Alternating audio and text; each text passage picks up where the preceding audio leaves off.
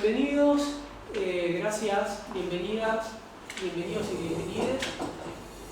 Gracias por participar de este encuentro, donde vamos a presentar el libro Las explicaciones imperfectas, Sociología de los mundos religiosos. Contamos con el maestro Daniel Míguez, que ha leído, no sé si iba a decir ha leído el libro. Pero, sí. No quería hacerlo, no te lo había preguntado, pero bueno, nos va a hacer no te puedo garantizar que me lo acuerde todo, pero... Yo no me lo acuerdo todo. Nos va a hacer algunos comentarios. La idea es que este es un libro que surge de dialogar con Joaquín cuando los dos estábamos haciendo nuestras tesis de doctorado. Él sobre el mundo evangélico, yo sobre el mundo judío. Y hablando así, conversaciones informales, íbamos viendo que teníamos muchas cosas en común, que si bien los objetos parecían mundos religiosos distantes, pero la verdad es que lo que veíamos y lo que buscábamos y lo que queríamos comprender sociológicamente iba por el mismo camino. Básicamente el libro se fue armando así, hablando, en especial en esos viajes que uno hace cuando hay alguna jornada fuera de Buenos Aires, donde uno tiene sus responsabilidades laborales y familiares. En esas jornadas, en otros lugares donde el 99% del tiempo uno está al pedo, habla, y en eso que vas hablando, el 95%, no hay porcentaje, puede decir que a los sociólogos les gusta, el 95% son cosas que nunca se tendrían que haber dicho, ni pensado, y el 5% se imprime. Así que este es el 5% de todas las pavadas que fuimos diciendo estos 10 años. Así que los dejo acá con Daniel, que va a hacer algunos comentarios. Les agradezco la invitación.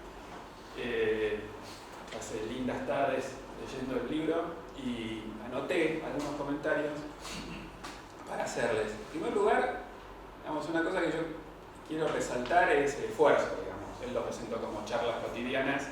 No le creo demasiado que hay algo más que solamente charlas cotidianas. Hay un esfuerzo de elaboración, se nota, muy prolongado y muy arduo, y me parece que es algo que hay que valorar.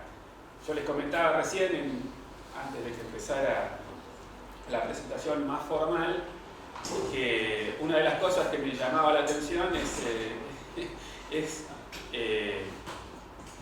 la aparición de un libro de este tipo en esta época, ¿no? Es decir, la producción de textos extensos, rigurosos, sistemáticos, ordenados, que implican sentarse a pensar cosas sobre las que uno reflexionó hace mucho tiempo y tratar de elaborar eso, es algo que ha caído en desuso y que, cada vez vale menos en el mundo académico. Vale más discutíamos eso, ¿no? Vale más un artículo de 10 páginas en una revista indexada que un libro de 400 páginas hecho en conjunto y que llevó mucho tiempo elaborar. Así que, en ese sentido, es bienvenido también desde ese punto de vista, no solamente por el esfuerzo en sí, sino también porque está hecho en un contexto en donde tiende a no ser muy valorado. Así que creo que es un texto ambicioso, pero que está bien, digamos que sea ambicioso, vale la ambición. Y es importante, aborda temas bastante centrales. Creo que yo reconozco en ese esfuerzo, evidentemente el texto surge de, como ellos mismos lo relataron, muchos años de investigación. Son dos investigadores jóvenes, pero con una larga trayectoria en el campo, así que eso se nota en el texto. Pero además creo que hay un esfuerzo de sistematizar discusiones que vienen dándose desde hace mucho tiempo en el marco de los grupos de investigación sobre religión del CEIN. Yo participé de esos grupos en el año 92, 93, 94 y reconozco en el texto discusiones que ya empezaban en esa época, que yo después abandoné y ellos no, y ahora sintetizan en el texto. Así que, ahí también uno ve un esfuerzo de en algún sentido, capitalizar no solamente la experiencia personal, sino la acumulada en un centro de investigación. Y eso creo que es valioso. Otra cosa que tengo que decir es que el texto es largo. Y presentarlo exhaustivamente requería un seminario de varias semanas, de forma tal que cuando me senté a pensar en qué decir en la presentación, digo, bueno, o nos quedamos 4 o 5 semanas charlando sobre el libro, o tengo que encontrar alguna forma de resumir su contenido. Lo que hice fue elegir algunos temas que a mí me parecieron relevantes. No digo los más relevantes, ni tampoco mucho menos los únicos relevantes. Son los que a mí me llamaron la atención. Lo cual no quiere decir nada más que eso, digamos. Probablemente haya mucho más en el libro de lo que yo voy a poder comentar acá. Los que se quieran enterar de qué más hay en el libro, vayan y léanlo, se los recomiendo, para eso está.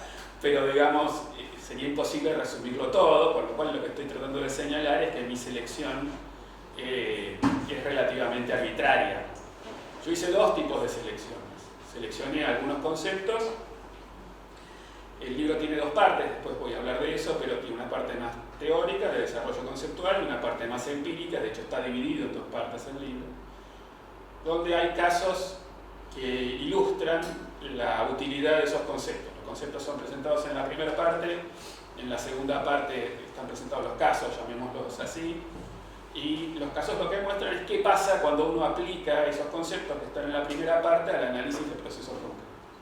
Y qué nuevas perspectivas surgen de la aplicación de esos conceptos o de esa perspectiva teórica a los casos. Siguiendo esa lógica del libro, yo lo que hice fue elegir algunos conceptos que muestran, ilustran, ejemplifican cuál es el planteo que desarrollan en la primera parte del libro, y elegí algunos casos que también muestran qué pasa cuando uno aplica esa perspectiva teórica a situaciones concretas. Qué perspectiva surge y qué cosas nuevas se ven desde esa perspectiva. Eso es lo que voy a intentar mostrar. Creo que eso resume, por lo menos, y ya que estamos en religión, el espíritu del libro, si no la totalidad de su contenido. Una de las cosas que me llamó la atención ya desde el título del libro es que eligieron la palabra clasificaciones. Que yo vengo de la sociología, después estudié antropología, después hice muchos años etnografía y ahora me volví a la estadística, voy y vengo. Y la palabra clasificaciones viene de un clásico, viene de Durkheim, digamos, de allí se instaló el tema, pero en sociología las formas elementales de la vida religiosa se estudia muy poquito. Y en antropología sí se estudia, pero es poco frecuente que los sociólogos entonces apliquen eso, y la verdad es que no lo he visto muy utilizado, incluso en los estudios de la religiosidad del presente, digamos, ¿no? Sí se aplicó tradicionalmente para sistemas de creencias religiosas, pero no en la actualidad. Entonces me llamó la atención la utilización de ese concepto de clasificaciones, y me pareció interesante la idea de que no es una idea en sí novedosa, pero sí aplicada en este contexto, la idea de que al final del día la religión es una forma de clasificar la realidad, es una forma de ordenar, sabemos, hay relaciones entre cómo se ordena el tiempo, el espacio, etc. Y ellos toman esa idea, la idea de que la religión es de alguna forma un sistema clasificatorio.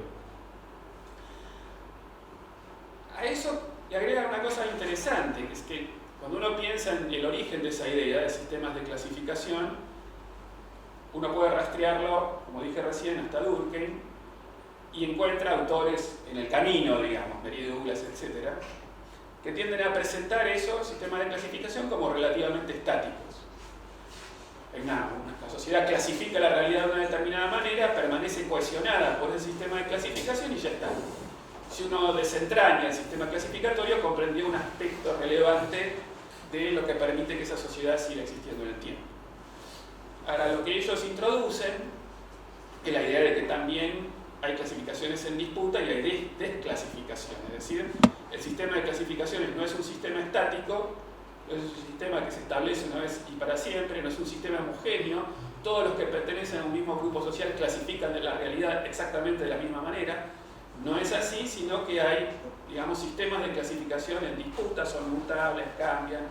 Y entonces, cuando uno introduce esa perspectiva, lo que puede ver es que la religión tampoco es un sistema estático de clasificación, sino que hay diversidad de sistemas clasificatorios en juego, en disputa, en tensión, dentro de un sistema de creencias religiosas, dentro de una religión, o para decirlo mejor, dentro de una denominación religiosa, porque lo que eso nos permite descubrir es que, y es lo que plantean Joaquín y Damián, es que, digamos, en un punto, si uno lo reduce a su misma expresión,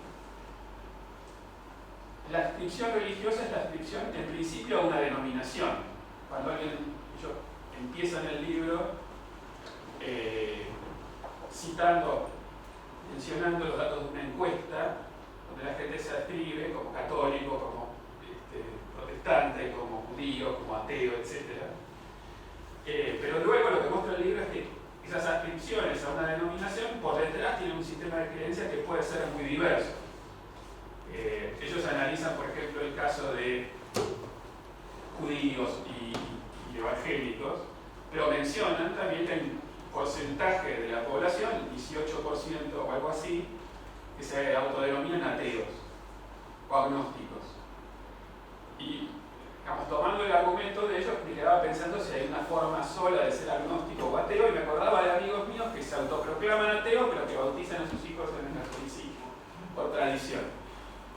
¿No? Cuando pensé eso, bueno, ahí hay una diversidad, ¿sí? No hay una sola forma de ser ateo, no hay una sola forma de ser agnóstico, como tampoco hay una sola forma de ser evangélico o una sola forma de ser católico. O sea que esa imagen inicial que se produce con el uso de las estadísticas, en realidad lo que muestra es la adhesión a una denominación, pero lo que el libro argumenta posteriormente es que detrás de esa adhesión hay una diversidad de formas de comprenderse.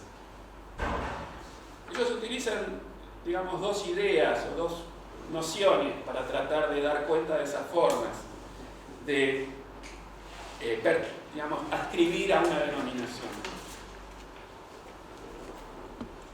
Ellos hablan de habitar o de adscribir o de adherir a una religión.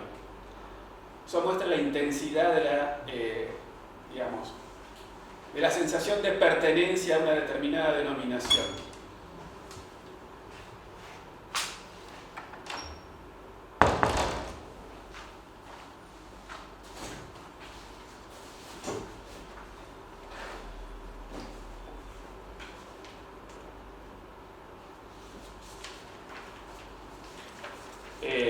Digamos, son como dos polos, el habitar o adscribir o adherir, son como dos polos, uno que implica una participación más intensa en el sistema de creencias religiosas y otra una adhesión menos intensa. En un caso, la visión del mundo está permeada por la incorporación de esa perspectiva de la realidad, ese sistema clasificatorio, y en otro caso, esa incidencia es menor.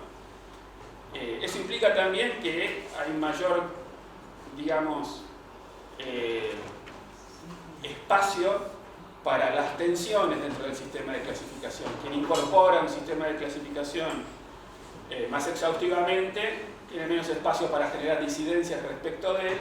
Quien solo adhiere tangencialmente a él, entonces tiene una pertenencia, digamos, tiene más espacio para establecer sistemas de clasificación alternativos o variaciones dentro de ese sistema de clasificación. Otro concepto que me pareció interesante es el concepto de desclasificación. Es decir, la idea de que es posible romper con un sistema clasificatorio. Un poco esa noción que mencionábamos al inicio, que es que, bueno, hay un sistema de clasificación, pero también hay disidencias dentro del sistema clasificatorio. Tiene una contraparte o una idea más extrema de esas tensiones, que es la desclasificación, la ruptura con el sistema de clasificación inicial. Ellos detallan cómo se produce el sistema de desclasificación implica por un lado una ruptura con las taxonomías iniciales, un distanciamiento de la autoridad sobre, digamos, que a la vez está sostenida sobre esas taxonomías y que a su vez sostiene esas taxonomías. Una demarcación, es decir, la posibilidad de construir una autoridad alternativa, salir de ese sistema y construir una autoridad disidente con la autoridad convencional, un potencial clasificador, es decir, la idea de proponer otras formas de clasificación. Eso puede tener un efecto que es redefinir las fronteras de sociabilidad, es decir, cuando uno desclasifica, no desclasifica solamente el espacio, el tiempo, desclasifica los grupos, y eso permite expandir la forma de los lazos de sociabilidad. En los ejemplos eso se va a ver muy bien. Y, digamos, una distinción que ellos hacen, que yo no mencioné, pero que voy a mencionar ahora, es que eso también pone en tensión la relación entre núcleos y periferias dentro del campo religioso. Cuando uno piensa en los sistemas de clasificación, una de las cosas que aparece, como en todo campo, son las relaciones de poder dentro del sistema, dentro del campo religioso. Ese sistema de poder ellos lo plantean a partir de una dicotomía que se ha utilizado para pensar otras cosas, que es la dicotomía entre centro y periferia. El centro se define por sistemas de clasificación que tienen más recursos de poder para imponerse, son más legítimos, por lo menos están desde el punto de vista de la legitimidad institucionalizada. Los líderes que proponen ese sistema clasificatorio tienen más recursos de poder, más capital social, más capital material, etc. Y hay una periferia de la religión, son sectores que tal vez proponen sistemas de clasificación alternativos, pero que no cuentan con esos mismos recursos. De todas formas no son inertes, es decir, no quiere decir que esa posición centro-periferia permanezca estática indefinidamente, es decir, hay estrategias de acumulación de poder de esos sectores que están inicialmente en la periferia de la religión y que pueden eventualmente acercarse más a su núcleo. La evolución del campo evangélico pentecostal podría ser pensada en esos términos, un grupo que era muy periférico, si uno piensa en la Argentina del principio del siglo, ocupa un lugar mucho más central en la religión hoy, incluso eso se ve en los números, ¿no? Uno mira las estadísticas del principio, ese grupo pasó de ser un 2 o 3% a ser, no me acuerdo exactamente, pero cerca de un 20%. O sea que aún desde ese punto de vista uno puede ver un proceso de desplazamiento de la periferia más hacia el centro. Entonces, esos sistemas de desclasificación o reclasificación permiten, desde esta perspectiva también, modificar las relaciones centro-periferia, no son relaciones estáticas. Insisto, yo estoy resumiendo un poco las apuradas, un marco conceptual que es muy complejo, son, para que tengan una idea, unas 200 páginas o algo así. Así que es un resumen un poco a las apuradas y un poco superficial, espero que no se enojen. Pero es lo que pude hacer hasta acá.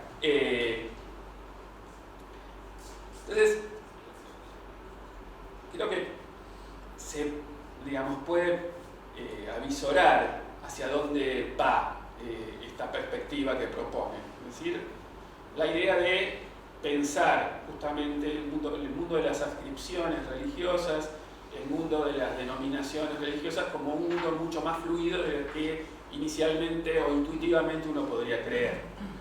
Es decir, cuando uno dice que, o ve una encuesta que una persona se autodenomina católica, en realidad esa es la punta de un iceberg muy complejo, y un poco ese marco de conceptos, esa perspectiva conceptual que nos proponen, lo que permite es acceder a esa complejidad subyacente.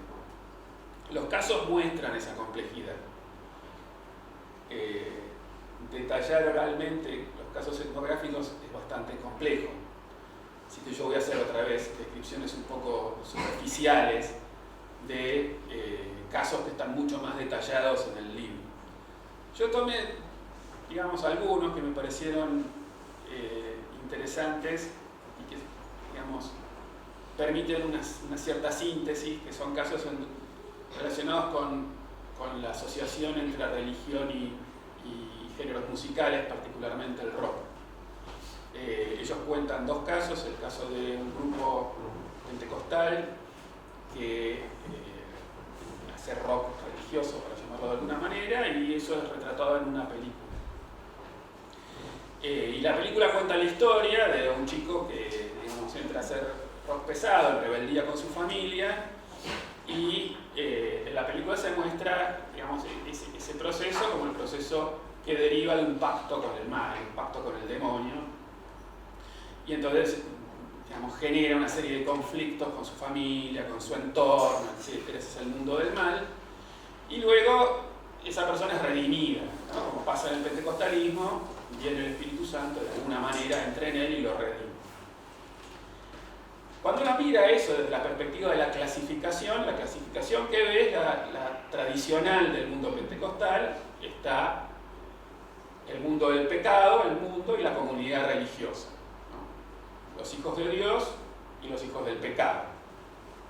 Es un sistema de clasificación muy tradicional y, digamos, construye un par de opuestos que son antagónicos entre sí. Y la simbología inicial, digamos, refleja esa clasificación.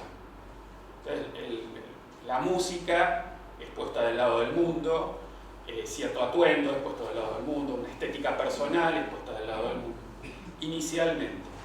Ahora, lo interesante de la redención es que lo que rompe es el sistema clasificatorio de esos objetos.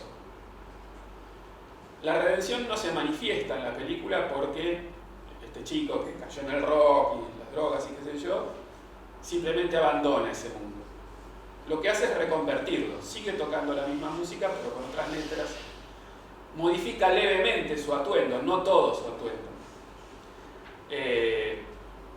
pero sí cambia su vida, cambia su relación con la familia, cambia su relación con los padres. ¿En qué consiste la desclasificación en este caso? Que los objetos que eran la estética del mal son resignificados como potenciales elementos de la estética del no tan mal, o sea, del bien, ¿no? Entonces se rompe la música, ese ritmo musical que estaba del lado de lo pecaminoso, deja de estar de ese lado y pasa a estar en otro lugar. Hay otras desclasificaciones que ocurren en ese ejemplo. El rock, la propia película es presentada como un objeto que puede ser comercial, que no es solamente para la comunidad religiosa de pertenencia, sino que puede ser para otras personas que están fuera de esa comunidad. Y entonces hay un intento por incorporar la técnica y las características de una película que puede circular en ese circuito comercial. Ahí hay una nueva desclasificación, esa ruptura entre el mundo y la comunidad religiosa es relativizada. O sea, la comunidad religiosa puede ser objetos que son para el mundo. Y ahí hay otro elemento interesante de los que ponen en juego en el sistema conceptual Joaquín y Damián, que es que eso redefine los límites del espacio de sociabilidad. Ya no son solamente los miembros de la misma comunidad religiosa que tienen solamente un estilo estético, un estilo musical y acotan su límite de sociabilidad a esos integrantes, sino que ahora eso se expande y se redefine. Eso supone otras cosas más. Por ejemplo, que esa práctica, que era una práctica periférica, en la medida en que es legitimada dentro de la misma comunidad, empieza a ocupar un lugar más cerca al centro. Entonces se modifican. Ahora al interior, si ustedes quieren, del campo del pentecostalismo, la relación centro-periferia. Pero también se producen otros desplazamientos, porque si uno mira qué pasa con el mundo del cine comercial, bueno, una práctica que era muy periférica empieza a desplazarse hacia un lugar más protagónico, digamos así. Entonces, lo interesante del esquema que proponen Joaquín y Damián es que, digamos, si bien está pensado para el campo religioso, cuando uno lo pone en juego, empieza a ver esas mismas dinámicas en otros campos aledaños, en este caso, porque ellos se centran en la religión, ve el efecto en campos que son tangenciales al campo religioso, pero donde también, digamos, es útil el esquema teórico que proponen. Uno puede, digamos, ver lo que pasa con el campo evangélico cuando aparece un grupo de rock evangélico, pero también puede ver qué pasa con el rock cuando aparece un grupo evangélico de rock, digamos, ¿no? Una cosa similar pasa con un grupo que pertenece a, o que se denomina o no se denomina, esa es la complejidad, como judío. Digamos, se plantea, en realidad es muy interesante el caso, es un grupo de rock liderado por un rabino. Hasta ahí podemos decir. Cualquier otra categoría que le apliquemos, entramos en problemas, porque ellos no se autodefinen como un grupo de rock judío. Tampoco se autodefinen como un grupo de rock, porque dicen, nosotros tocamos música, o sea que se desmarcan también de ahí. Entonces, cualquier forma de denominación que intentemos, digamos, los estamos clasificando en un sistema que ellos están intentando romper. Sería, digamos así, injusto. Se autoperciben en principio como músicos. Yo después, explorando quiénes eran, escuché la grabación de un programa de radio, lo googleé, porque era de curioso, y apareció un reportaje que le hacen en una radio en España, la magia de la internet. Y ellos ahí se autodefinen, no podría reproducir porque es muy compleja la autodefinición que dan de su género musical, pero digamos, proponen una autodefinición. Igual, en realidad la hace el periodista y ellos la aceptan. Capaz para no pelearse con el periodista, no sé, pero bueno, la aceptan. Entonces, es un grupo muy difícil de catalogar, porque hay dos integrantes que son judíos y dos que no lo son. Cuando uno escucha la música, la identifica con las tradiciones del judaísmo, el ritmo, bueno, la manera de la letra, pero ellos no admiten esa clasificación, no quieren que los encasillen, incluso se enojan cuando centran las preguntas en la figura del cantante de la banda, que es un rabino y está vestido como rabino. Dejen de mirar eso, preocúpense por la música que tocamos. O sea, ellos se perciben a sí mismos como músicos y quieren ser músicos de calidad, ¿no? Lo que ellos, la única definición que admiten es la de somos músicos, buenos músicos, pero no admiten ninguna otra.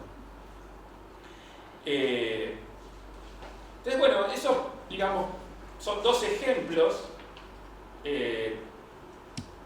del tipo de procesos que se pueden analizar con las herramientas conceptuales que proponen. Tenía otro ejemplo.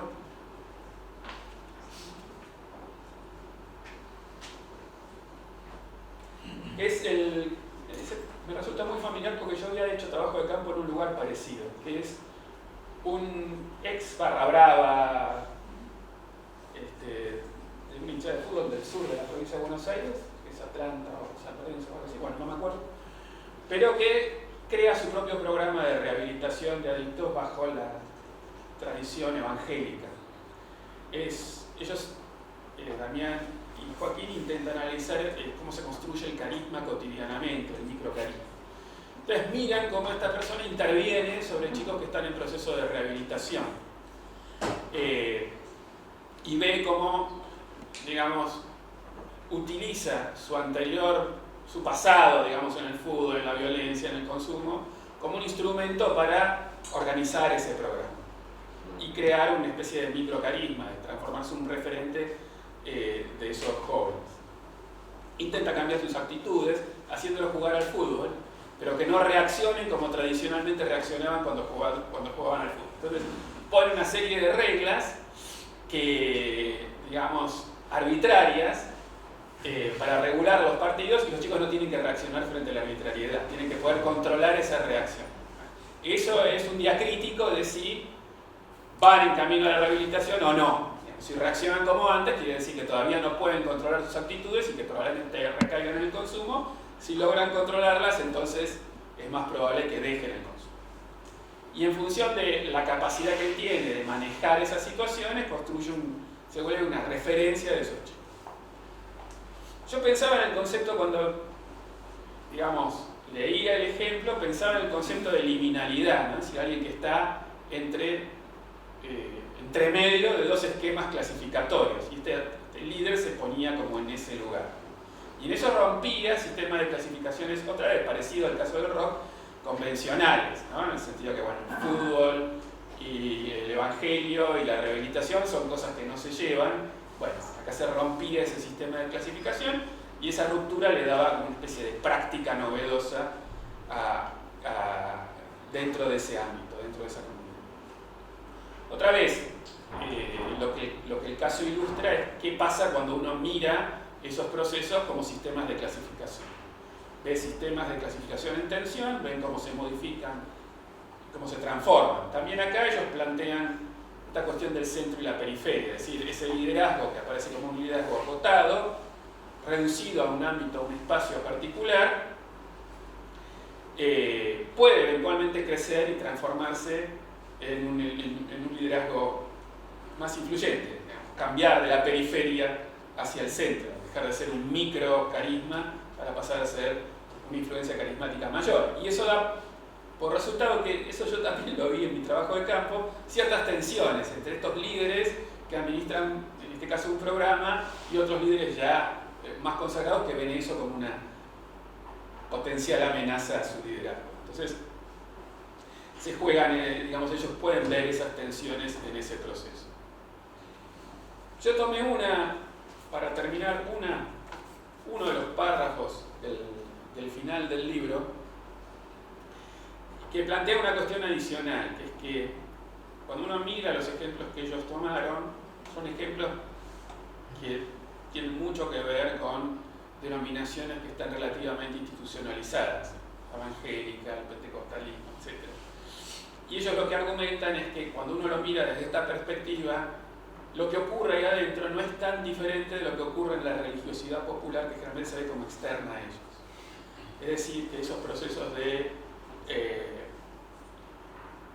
digamos, elaboración autónoma de creencias, de doctrinas, etc., no ocurre solamente por fuera de las religiones establecidas y convencionales, sino que ocurren al interior de ellas. Y no ocurre como un hecho, digamos, episódico, como algo circunstancial, sino que es constitutivo.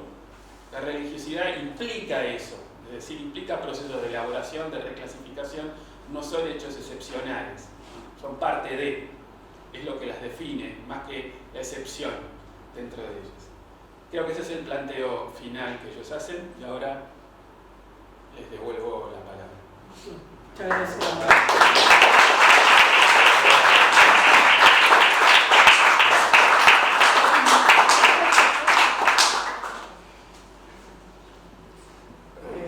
Sí, un poco la idea sería aprovechar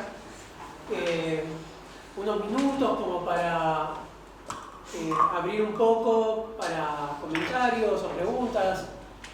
Sé que hay gente que leyó el libro, leyó algunas partes, o bueno, si no leyeron también pueden preguntar, también, obviamente. Pero desclasificamos entre lectores y no lectores. De este lado, rompemos la clasificación. Eso puede haber anónimos, con la el gente vino no se sabe qué hizo. Nada, si alguien tiene ganas de hacer algún comentario, alguna pregunta. Yo voy a responder a las preguntas frecuentes, en principio. La primera pregunta es si se puede comprar el libro, y la respuesta es sí. La segunda es ¿a cuánto está? Está a 2.000 pesos, lo cual es un precio que cada uno evaluará. Si Esa clasificación no es imperfecta. por eso, cada uno evaluará a ver en qué se gasta 2.000 pesos por día. ¿Y qué otra pregunta? Si pueden comprar más de uno, la pregunta también pueden comprar más de uno. Más el descuento. ¿Lo pueden regalar para Navidad? Sí. Si compran dos, le damos un libro de Jorge Lanata de... Yo quería preguntar algo. Ahí. ¿Cómo se le ocurrió la creatividad y la portada? O si hay una historia interesante con eso. No sé, hay una historia interesante. Hay una historia, no sé si es interesante. Sí, la tapa está hecha por una artista brasilera que se llama Ana Smile, que lo que hace es que toma imágenes religiosas y la mezcla con elementos de la cultura pop. Entonces por eso tenemos una Virgen de David Bowie, otra de V de Vendetta, la otra de La Casa de Papel, y tiene varios trabajos así. O sea, un poco va en la dirección de lo que queríamos trabajar, esta idea de la inclasificación, ¿no? o de la producción de nuevas categorías. Y nos encontramos que esta es una representación muy perfecta, jugando un poco con las palabras del libro, de lo que queríamos mostrar. O sea, algo que estaba pensando a nivel también del arte, nos permitía a nosotros ejemplificar un poco los procesos que nosotros veíamos en la investigación. Entonces era también establecer un poco un diálogo con este artista que ya se hubiese dado o meditaba trabajarlo más dentro del texto, ¿no? Ese cruce entre arte y ciencia. Pero sí, tiene otros trabajos igual, similares. Gracias. No, nada. Yo tenía una pregunta también, así como siguiendo con la familiaridad, ¿no? Acá como Marx y Engels, Berger y Luhmann, yo quisiera saber un poco cómo fue la escritura de Apares, que por otro lado yo celebro muchísimo, porque me parece que se piensa bien de a dos, se piensa bien en equipo, y me gustaría saber cómo fue la experiencia de ustedes con la escritura y con la reflexión de un libro que además es denso. Sí, ya sé la mitad, ya lo venimos charlando desde hace rato, pero bueno, ahora que los tengo a los dos juntos. ¿A quién le preguntas a Marx o a Engels? Y ahí el problema. Yo revalorizo a Engels, igual. Para mí Engels fue más grande de lo que se piensa. Bueno, sos Engels. Soy Engels. No, en base a manuscritos, primero discutir un poco el punto de partida, o sea, la idea de hacer una sociología que no sea de grupos religiosos en particular, sino trabajar un poco en un registro que incluya varios grupos en simultáneo.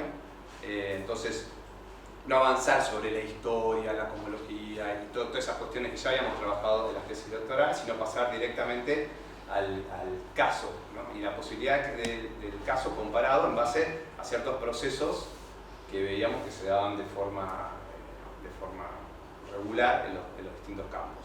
Y eran 4 procesos.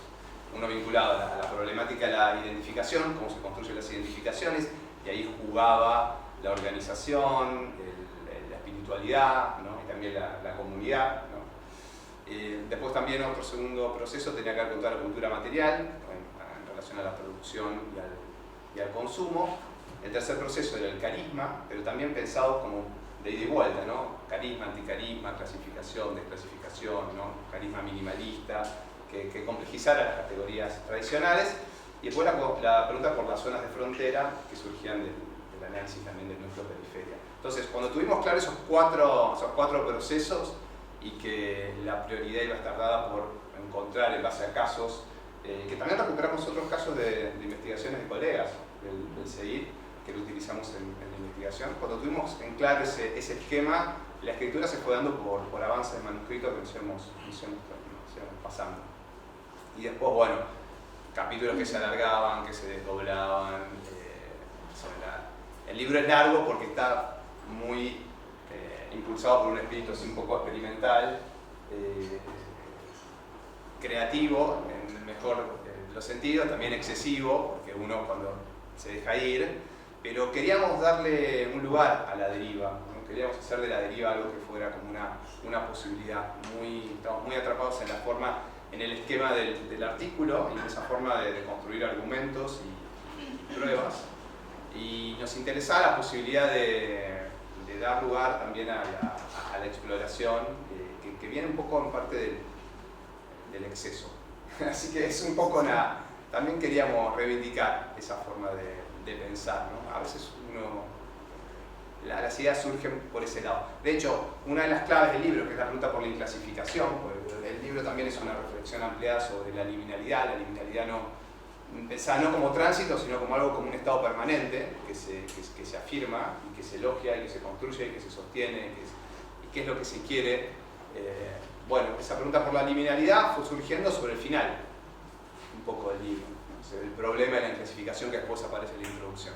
Y es producto de esta deriva, digamos, ¿no? Que bueno, que no es lo que hablamos un poco con Daniel también, no es lo que CONICET más valora, ¿no? Los libros y la posibilidad de escribir así de manera extensa, pero sí consideramos que era interesante poder llevar adelante un trabajo más experimental, ¿no? Entonces también incorporamos distintos géneros, las viñetas, o sea, poder dentro de una reflexión, después incorporar un cuadro con otros temas, ¿no? Y ampliar, ir por otros lados, para potenciar esto, ¿no? La posibilidad de pensar más allá de los grupos en particular y en una clave más comparativa en base a un conjunto de conceptos. Así que la escritura tortuosa, difícil, peleada, pero muy feliz también porque estaba atravesada por este impulso. De hecho, en un momento yo había leído algo que él había traído y le pregunto, mira, la verdad no entiendo lo que está diciendo acá. No sé qué querés decir con estos conceptos, no sé qué querés... La verdad que no entiendo absolutamente nada. A ver si podés explicar un poco con tus palabras más claras. Y me dice, haz el esfuerzo, me dice. Entonces, así fueron las cosas. No fue fácil. Pero yo me lo tomé como diciendo, pues tiene una onda igual de ver todo positivo. Entonces dije, bueno, esto significa que yo puedo hacer lo que quiera con estos conceptos en un punto. Y creo que hubo algo de que si bien, obviamente cada uno venía con cosas ya pensadas, o conceptos que ya había trabajado en su tesis o en otros artículos, hubo algo de desprendimiento de los dos, ¿no? Que decir, bueno, yo tiro esto y vos hacelo realmente lo que quieras, lo que te salga es interpretarlo como se te cante y a partir de casos empíricos podés trabajar estos conceptos con tus propios casos empíricos y ver qué sale. Que creo que tiene que ver también con esto de lo experimental y de que nadie se atrincheró en su concepto diciendo, bueno, no, yo acá quise decir tal cosa, acá me lo estás desvirtuando, no es así, bueno. Creo que hubo una especie de generosidad compartida de decir, bueno, sí, yo estoy trabajando de esto, pero acá lo ofrezco para ver qué sale en este trabajo grupal. Y en esto creo que estuvo bueno. César, sí, tenía la misma pregunta que Verónica, pero por suerte la hizo Vero. Entonces me bien. ocurrió otra, que no sé si es buena, pero que, bueno, tiene que ver con todo esto, también con ICET y toda esa cosa burocrática, académica. Básicamente mi pregunta es, ¿qué audiencia piensan para este libro? Siempre escribimos, ¿no? Y escribimos paper para que nos lean. Bueno, ¿quiénes serían los lectores? ¿A quién está dirigido? ¿Estudiantes? ¿Colegas de sociología de la región? ¿Colegas de sociología? ¿Dónde lo recomendarían, supongamos, para que el libro sea leído? A mí me parece que tiene... Más allá de nosotros, digo, sí, ¿no? sí. A ver, creo que tiene una parte conceptual, bueno, lo comentaba Daniel, donde hay debates propios de la disciplina y, bueno, hay que estar quizás metido en esos debates. Pero también tiene una parte de ejemplos, de casos empíricos, donde si bien obviamente ahí es donde aplicamos los conceptos, o mejor dicho, los conceptos salieron de ahí, de la empiria, creo que están escritos de una manera que lo puede leer alguien que no es un especialista en la disciplina. Y también las notas al pie, que quizás a veces utilizamos bastante nota al pie, porque mucho debate teórico lo mandamos ahí, para que no interfiera con una lectura más fluida. Así que voy a decir algo que puede ser una estrategia meramente comercial, pero más bien dedicado a todo público. Digamos, me parece que quizás a alguno le puede resultar pesada, es verdad, la parte más conceptual, pero engancharse con toda la parte de los ejemplos. Y ahí creo que hay un abanico, porque no es solamente religión, también estamos discutiendo sexualidad, estamos hablando de política, estamos discutiendo si Soda Stereo es rock o pop, estamos hablando, no, de verdad estamos discutiendo eso, estamos hablando de cine, estamos hablando, bueno, de música, así que estamos haciendo una discusión, un intercambio con la historia, con los estudios historiográficos. Nos metimos en el ámbito de la historia antigua y medieval, que no era nuestro ámbito, pero acá tenemos una presencia de Rodrigo que un poco nos ubicó o nos fue recomendando lecturas. Entonces hay un intento de apertura que creo que se puede leer incluso, no hace falta leerlo del principio hasta el final, ¿no? Uno puede hojear y encontrar alguna cosa ahí al azar, como hacían así mis objetos de estudio, que agarraban el libro, buscaban al azar y encontraban la respuesta a lo que buscaban y el sentido de la vida. Bueno, acá no es el sentido de la vida, pero algo interesante al azar se puede encontrar. Sí. Quería preguntar si, ya sea habiendo sido propuesto o si se lo encontraron durante el trabajo de investigación, cómo encontraron el cruce con la dimensión generacional, más específicamente de la juventud, digamos, este encuentro con lo religioso, con maneras de habitar o adherir o practicar la religión. Si encontraron algo que les haya llamado la atención, si se lo propusieron en un momento de trabajo, si se lo encontraron sin proponérselo. El tema de la juventud, en un punto, en lo que concierne a mi aporte particular, viene de mi tesis de maestría. Yo me había metido en un grupo religioso sin demasiadas preguntas. O sea, había entrado como para ver qué se podía generar para una tesis. Y nada, por una simple casualidad terminé participando en unos cursos de religión que estaban destinados a jóvenes que no eran parte del grupo religioso. Y terminé ahí porque en un punto los rabinos, los que me abrieron la puerta del grupo, me mandaron ahí, me dijeron, bueno, queremos que vayas y conozcas esto. Y una vez que estuve ahí, se generaron las preguntas de investigación, ¿sí? A partir de la observación de lo que veía, empezaron a aparecer preguntas sociológicas, ¿no? Pero bueno, en ese caso la cuestión generacional, por lo menos en la parte que tiene que ver con los judíos, viene de la tesis de maestría y no fue algo buscado. Yo no quería hacer una tesis sobre juventud y religión, pero bueno, es también lo que salió, lo que pude en ese momento y el campo que se me abrió. Pude hacer eso. ¿Tengo que agregar algo? No. No, la juventud también tiene un lugar importante porque como está de fondo esta pregunta un poco por la transición, por la liminalidad, pero como un estado un poco permanente, entonces la juventud aparece, ¿no?, como un sujeto social que está ahí en proceso de cuestionar todas las taxonomías y reconstruirlas y reformularlas, repensarlas y producir también esa afirmación y ese elogio de la inclasificación. Entonces los ejemplos de la música y de las películas son sobre juventud, sobre todo, ¿no? En la mirada adulta sobre los jóvenes, ¿no? Los jóvenes, los adultos pensando qué ocurre, ¿no?, con los jóvenes y cómo se construye, ¿no?, un espacio, una zona de frontera en donde puedan apropiarse, ¿no?, de los enunciados, los argumentos de un grupo religioso, rompiendo en algún sentido y en otro sentido conservando y manteniendo y habitando ese espacio, ¿no? Entonces son un sujeto social que va muy de la mano con el tipo de preguntas que tiene el libro. Y que tiene que ver, ¿no?, el caso del manual de una mujer evangélica que escribe un manual para misionar a los jóvenes de las tribus urbanas.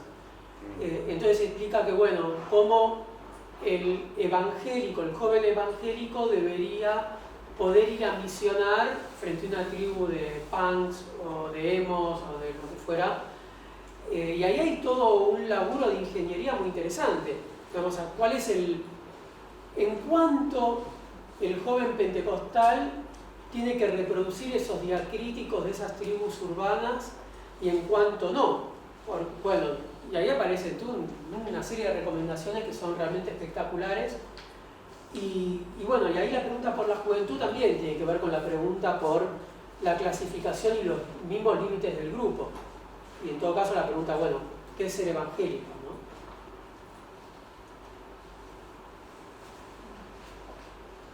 no? Bueno, tenemos una mesa que vamos a servir, tenemos unos vinos para celebrar, no solo por el libro, para celebrar acá a fin de año y bueno, y este encuentro. Así que nada, los invitamos a todos y muchísimas gracias por haber venido.